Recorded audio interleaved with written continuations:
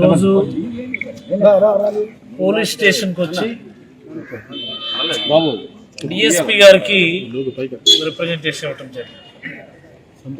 తెప్పల ఢిల్లీరావు అనేటటువంటి ఒక వ్యక్తి, ఉద్దానంకు సంబంధించినటువంటి వ్యక్తి 2-2.5 నెలల క్రితం అనుమానాస్పదంగా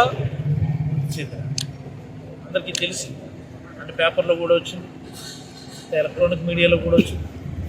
దీనిపైన ఉద్దానంలో పెద్ద చర్చ జరిగింది. మరి ఆ రోజు పోస్ట్ మార్టం చేసిన సందర్భంగా కూడా పెద్ద ఎత్తున నిరసనలు కూడా చేశారు. ఆ రోజే పోలీసులు చెప్పారు, ఈ అనుమానాస్పద మృతికి సంబంధించి విచారణ చేసి మీకు వివరాలు వెల్లడిస్తాము, సహకరించండి. వాళ్ళ మిసెస్ కమలమ్మ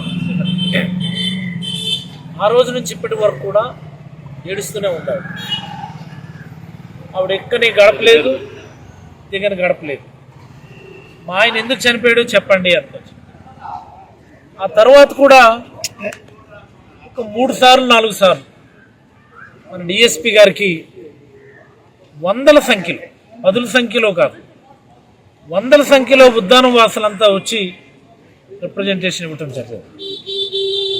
డిఎస్పీ గారు 2 రోజులు టైం ఇవ్వండి, క్లీన్ చేస్తాం, లేకపోతే వారం రోజులు టైం ఇవ్వండి, మీకు వివరాలు వెల్లడిస్తామని చెప్పి పోస్ట్పోన్ చేస్తూనే ఉన్నారు.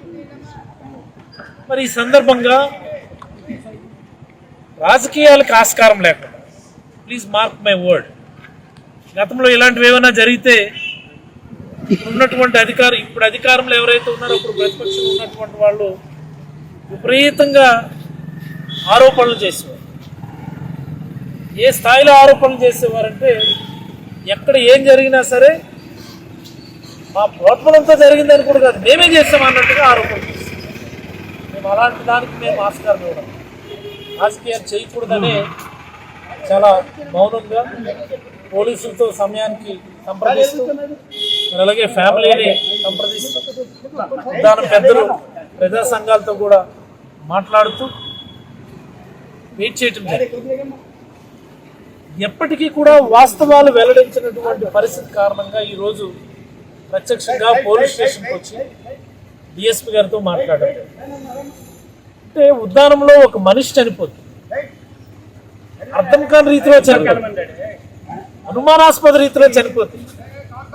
వాస్తవాలు వెల్లడించాల్సినటువంటి బాధ్యత ఈ పోలీసులకి లేదా ఈ ప్రభుత్వానికి లేదా అని నేను అడుగుతాను. వాస్తవాలు వెల్లడించమంటున్నాను. ఇదిగో ఫలానా సంతోష్ కుమార్ చంపేశాడను, లేకపోతే ఫలానా వ్యక్తి చంపేశాడను మేము అడగడం. ఎలా చనిపోయాడో మీరు చెప్పండి ముందు మాకు. అది నిజంగా అందులో ఎంత వాస్తవం ఉందనేది కూడా మేము కూడా నిజ నిర్ధారణ చేస్తాం. మీరు ఏమీ చెప్పకుండా మీరు ఇలా స్టేషన్కి వచ్చి గొడవ చేయడం కరెక్ట్ కాదంటే, అంటే మేము ఇంకా అలాగా ఊరుకోవాలి?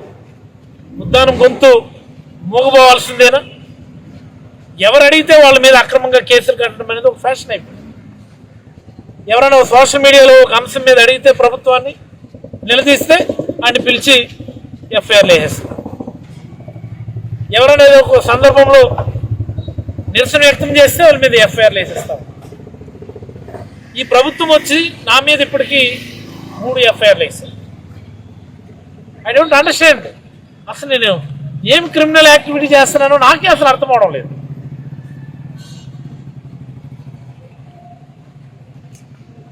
వాస్తవాలు వెల్లడించమని అడుగుతా ఉన్నా. మీకేమైనా ఒత్తిళ్లు ఉన్నాయా? వాస్తవాలు వెల్లడించకుండా పోలీసులను ఎవరినైనా ఒత్తిడి చేస్తున్నారా, నియంత్రిస్తున్నారా? ఇదే విషయం మీరు చర్చ జరుగుతుంది ఉద్దానంలో. పోలీసులు నిష్పక్షపాతంగా వ్యవహరించే పరిస్థితులు ఉంటే 2.5 నెలల ఒక వ్యక్తి ఎలా చనిపోయాడని చెప్పడానికి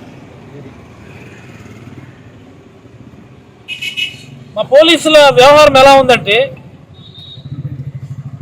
ఎవడెవడల్లా అక్కడ ఫ్లెక్సీ సింపారండి మాది అనుకుని కంప్లైంట్ ఇచ్చాడు అనుకోండి తెలుగుదేశం పార్టీ నాయకుడు, వెంటనే సీఏ అక్కడికి వెళ్ళిపోయి అదేదో దేశ సమస్యలాగా, అంతర్జాతీయ సమస్యలాగా ఎవరు చింపారని చెప్పి చుట్టుపక్కల అడగడం, అక్కడ చుట్టుపక్కల సీసీ కెమెరాలు ఏంటున్నాయి అడగడం, సీసీ కెమెరాలు వెరిఫికేషన్ చేస్తారు. ఇది ఎవరో ఒక ఇద్దరు నాయకుల మధ్య సైనిక లేక వాళ్ళ నాయకులు వాళ్ళే చింపుకునే దానికి అది అందరికీ తెలుసు. అక్కడ అటు అని చెప్పి సీఏ వెరిఫికేషన్. ఓ వైసీపీ సర్పంచ్కి సంబంధించిన ఎలక్ట్రికల్ షాపు కాల్చిస్తే పెట్రోల్ పోసి తగలబెట్టేస్తే సీసీ ఫుటేజ్లో దానికి సంబంధించినటువంటి ఆనవాళ్ళు ఉంటే దాన్ని వెరిఫై చేయండి అంటే ఆ సీసీ ఫుటేజ్ వెరిఫై చేయండి. పోలీసుల విచారణ ఎలా ఉందో మీకు చెప్తున్నారు. ఎవరో మనం సోషల్ మీడియాలో పోస్ట్ పెట్టారు, మా పెన్షన్ ఇవ్వకుండా లైన్లో 2 గంటలు నిలబెట్టారు, ముసలిదాన్ని కళ్ళు తిరిగి పడిపోయి హాస్పిటల్లో జాయిన్ అయ్యి 20,000 ఖర్చు అయినాయి, మేము చచ్చిపోతే ఎవడు బాధ్యత అనుకుని ఆవిడంటే ఆ పోస్ట్ పెట్టినందుకు ఆవిడ మీద కేసు. పెన్షన్ ఇవ్వకుండా ఎందుకు 2 గంటలు నిలబెట్టారు అనే దాని మీద విచారణ. మా పలాసలో మద్యం బాటిల్ మీద 10 రూపాయలు వసూలు చేస్తున్నారని చెప్పి అందరూ కోడైకి వస్తుంటే అసలు మద్యం బాటిల్ మీద 10 రూపాయలు వసూలు చేస్తున్నారా లేదనే దాని మీద విచారణ ఉండదు. ఆ మాట అన్నందుకు వాళ్ళు తీసుకొచ్చి విచారణ చేస్తారు. ఈ రకమైనటువంటి పరిస్థితి, ఇంత ఒత్తిళ్ళు, ఇంతలాగా పనిచేయటం అన్నటువంటిది నేను ఎప్పుడు చూడలేదు. మేము ప్రభుత్వం రన్ చేసాం, మేము అడ్మినిస్ట్రేషన్ చేసాం. మా ప్రభుత్వంలో మా మీదే కేసులు పెట్టిన సందర్భాలు ఉన్నాయి. ఏదైనా ఒక లా అండ్ ఆర్డర్ ఇష్యూ వచ్చిందంటే ఇరుపక్షాల మీద కేసులు కడతారు. కనీసం ఆ పరిస్థితి కూడా లేదు. ఎవడెవడు కొడతాడు, వీడు చెయ్యిరుగుతుంది, వీడు వెళ్ళి హాస్పిటల్లో జాయిన్ అవుతాడు, ఎమ్మెల్సీ అవుతుంది, ఎఫ్ఐఆర్ అయ్యేది. కానీ ఆడు వచ్చి పెట్టిన కౌంటర్ కంప్లైంట్ మీద ఎఫ్ఐఆర్ పడిపోతుంది, దాని మీద చెయ్యిరిపోయినోడు కూడా విచారణ పిలుస్తారు. మొన్న మామిడిపల్లి ఇదే జరిగింది. పోలీసుల్ని పునరాలోచించుకోమని చెప్తా ఉన్నాం.